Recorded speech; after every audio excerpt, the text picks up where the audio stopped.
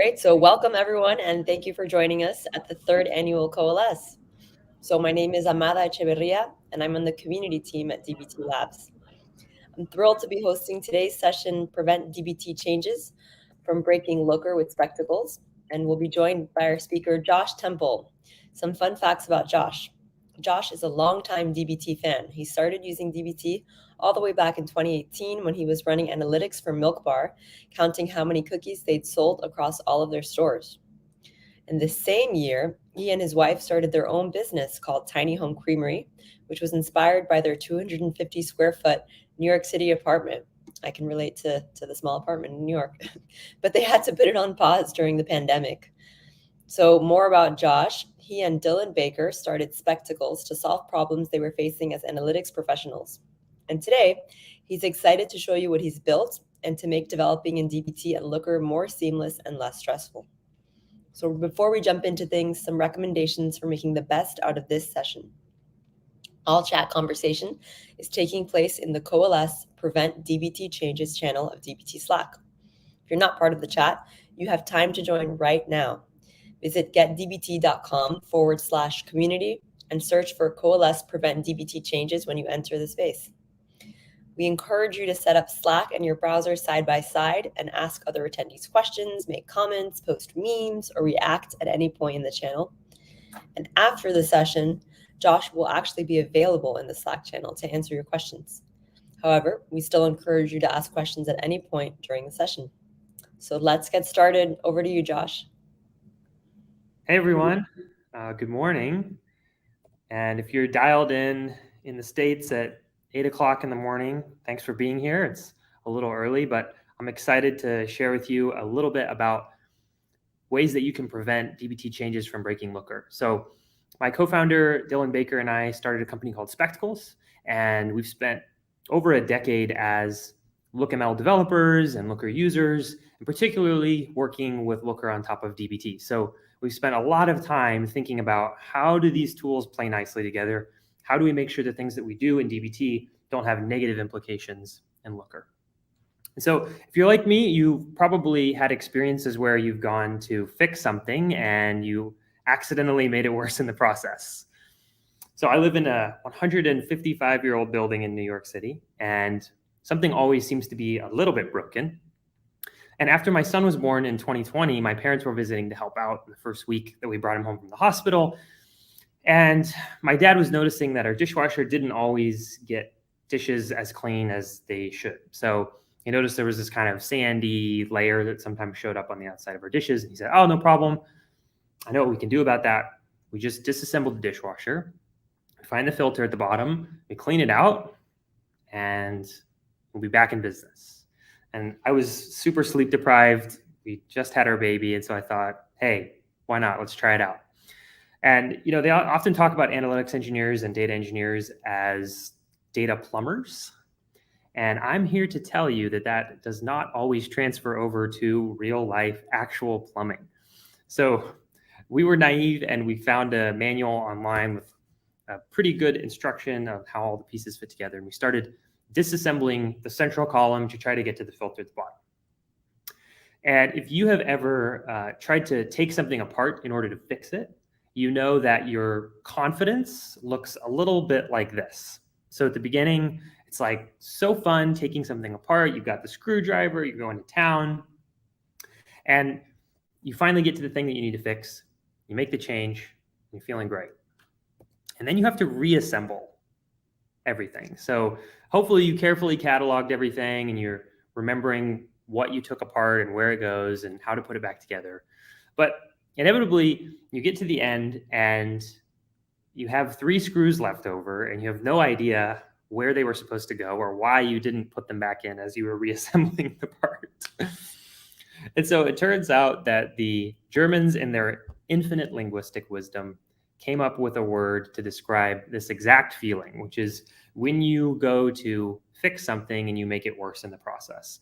And the word is Verschlimmbesserung, which is just this amazing word. It's actually a portmanteau of 2 different words.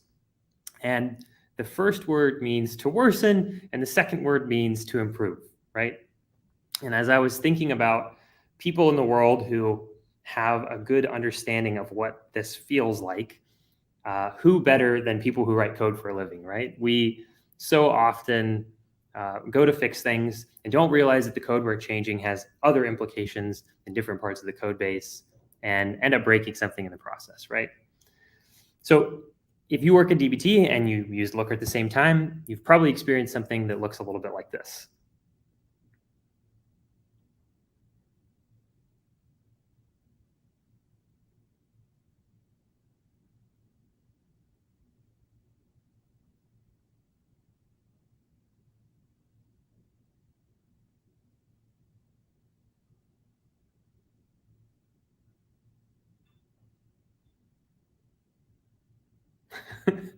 Hopefully this isn't bringing back too many bad memories, but I think we've all experienced this kind of a feeling where we made a change in DBT without realizing that there was a lot of lookml sitting on top of it.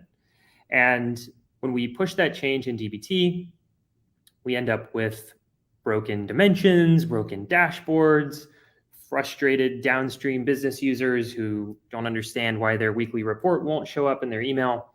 And we have to deal with all the fallout of these inadvertent fixes that actually cause problems.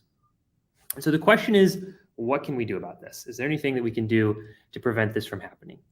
So my promise to you is that by the end of the next 20 minutes or so, you'll have a very practical understanding of how you can use spectacles to identify when DBT changes will cause SQL errors in Looker. And I'm going to talk about this, both how you can do this with our free and open source command line tool, as well as with our paid web application. Okay, so as engineers, we have lots of different tools in our toolbox that we can use to test data pipelines. And they exist on a spectrum between changes that are pretty slow, but very safe and thorough and guaranteed, all the way down to things that are not really safe and could break things very easily without our knowledge, but are very, very quick to deploy.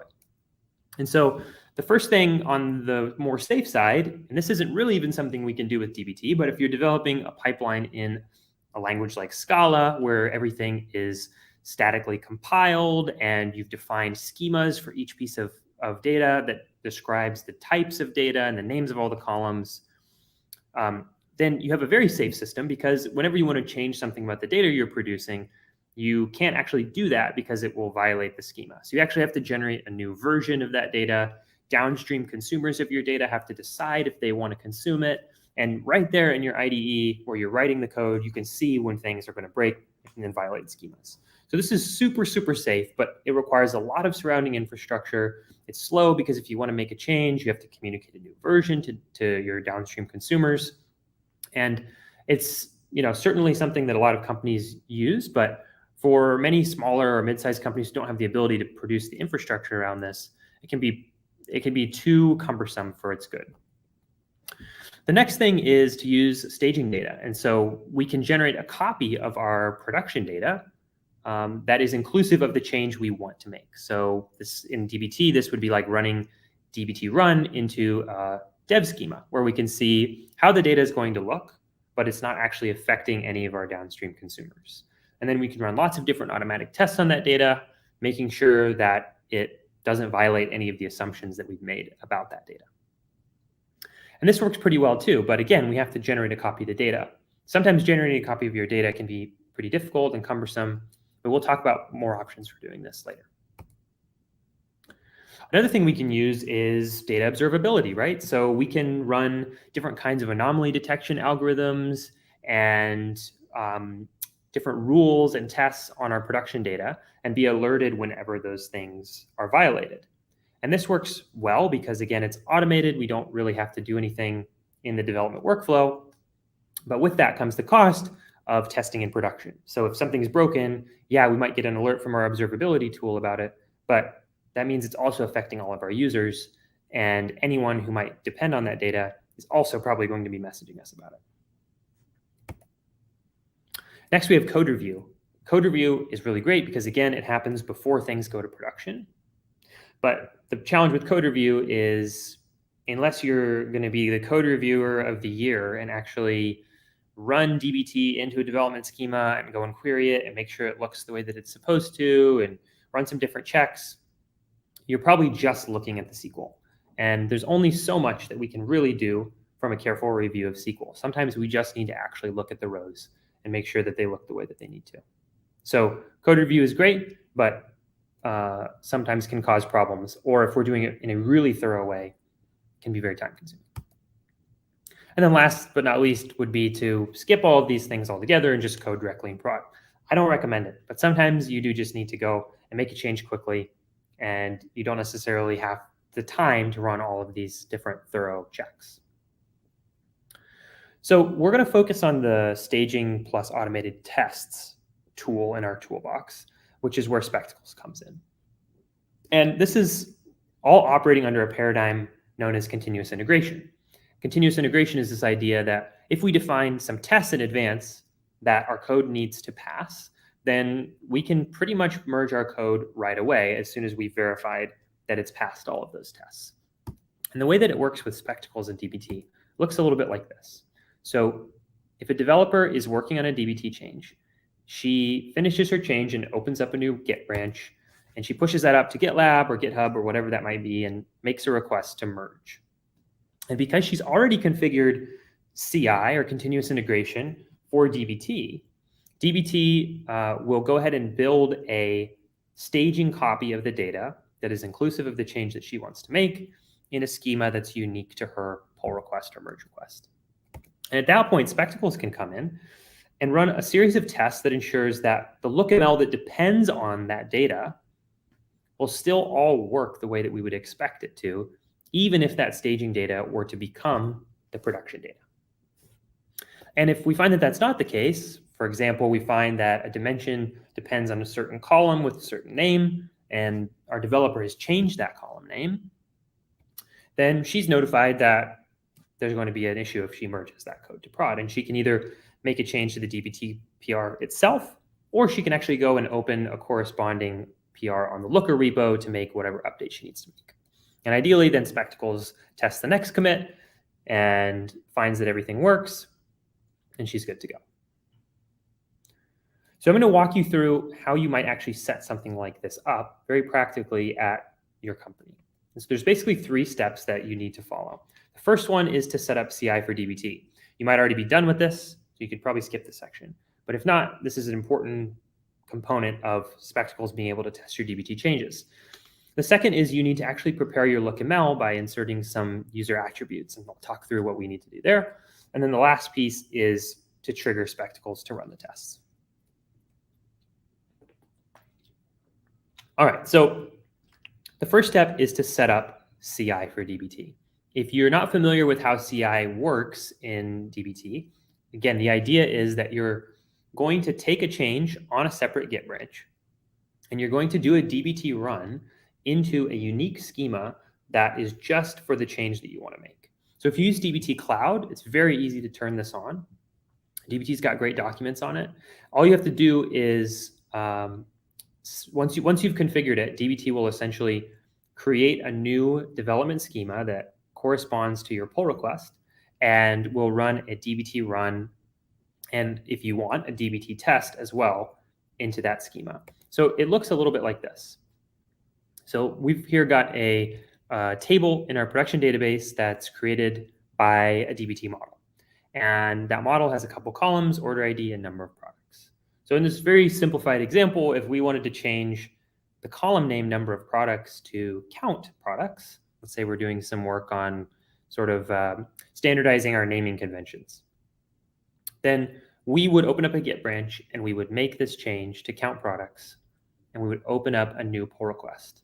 And once DBT Cloud CI is turned on, then DBT Cloud will build all of those tables in a separate schema, DBT Cloud PR underscore PR number. In this case, it's 2011. And then we can see very clearly that the change has been made in those tables, and we can run DBT test on it and make sure everything looks good. This is also nice for code review, because if I'm reviewing your code, I can actually go to those tables in the warehouse. I can check them myself, run some queries, and make sure that everything looks good. And you might be thinking, whoa, I can't just do a full DBT run in another schema. That would take a long time. I have lots of data. I have millions of rows.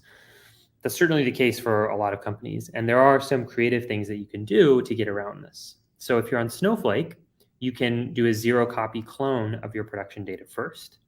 And then you can do a dbt run with what's known as Slim CI, which is essentially telling dbt to only create or recreate the tables that were modified by the change. So if I've only changed this one orders table, I'd essentially just zero copy clone the whole production data, and then I would replace the orders table using Slim CI with my change. There are also some clever ways to add conditional logic to your models so that they're created with a limit 0 appended at the end when they're run in CI. And so that means that you get a full schema that matches your production schema, but there's actually no data in there. And that is much faster to do than actually having to create all of the rows. So there are different approaches you can take. Feel free to reach out to me. I can recommend certain things depending on your setup after this talk. But once we've done this, we'll have a copy of the production data that includes the change that we wanted to make. And at this point, we need to actually prepare our lookML so that Looker knows how to find the staging data. And here's how we do that. We create a user attribute, or depending on your warehouse, you might need to create 2 user attributes. In our case, we are on BigQuery. I've created a user attribute called dbt project and a user attribute called dbt dataset. Those allow me to parameterize the full qualified path to each table in my warehouse. And so because dbt Cloud is going to be building our data in a separate schema, I need a way to tell Looker, don't point at my production data, point at my staging data instead. So here I've injected these 2 user attributes into the SQL table name field that governs which table my Looker view will go to check. And so what this essentially allows us to do is to sit our production lookML on top of our staging dbt data. And we can run spectacles tests on all of those dimensions, which are like really lightweight queries, to make sure that all those dimensions will actually work using the staged data.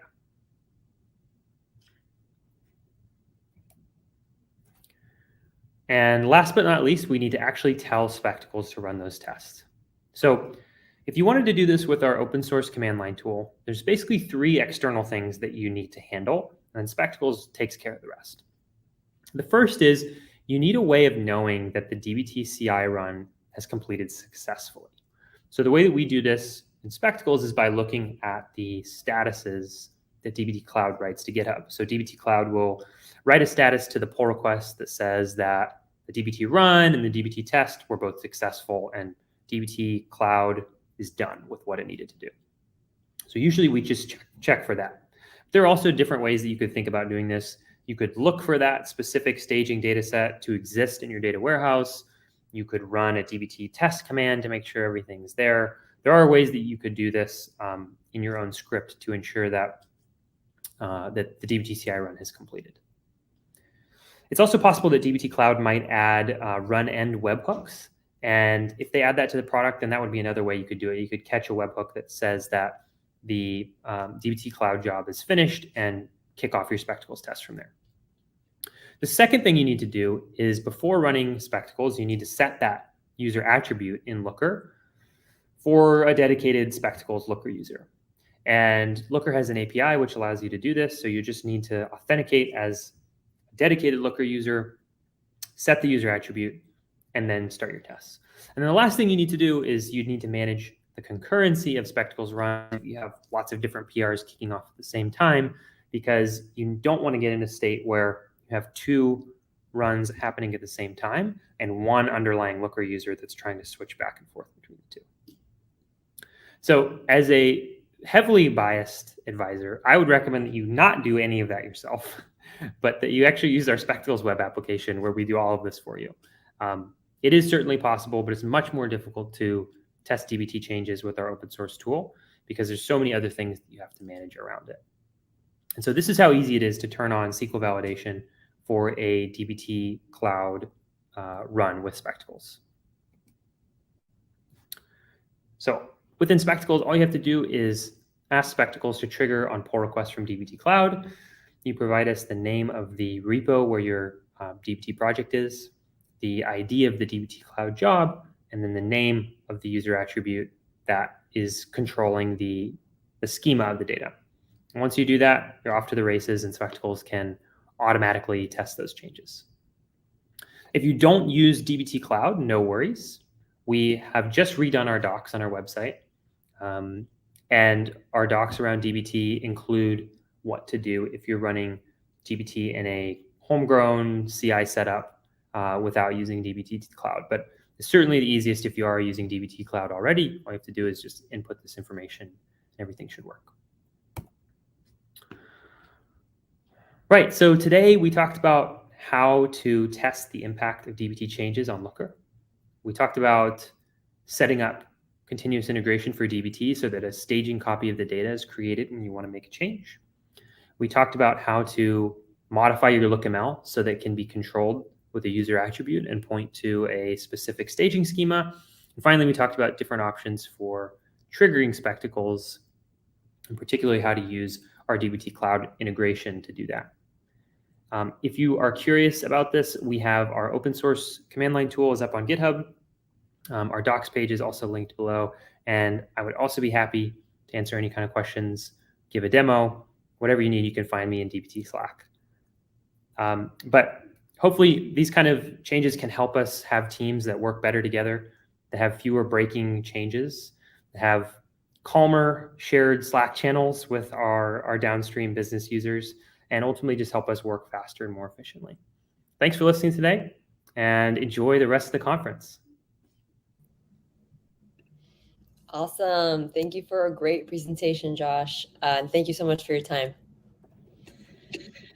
So folks, luckily you don't have to fight your way through a crowd to meet the speaker. Instead, you can just speak with him directly in Slack. So for those of you joining live, stay in the Coalesce Prevent dbt Changes channel on dbt Community Slack if you'd like to continue the Q&A with Josh. The next session is titled, I don't build models, I construct knowledge. And from Excel to IDE and beyond, the origins and future of the data developer will be starting at 9 a.m. CDT, which is in about 15 minutes. So we hope to see you there. And Josh, thank you again for your time. This has been delightful.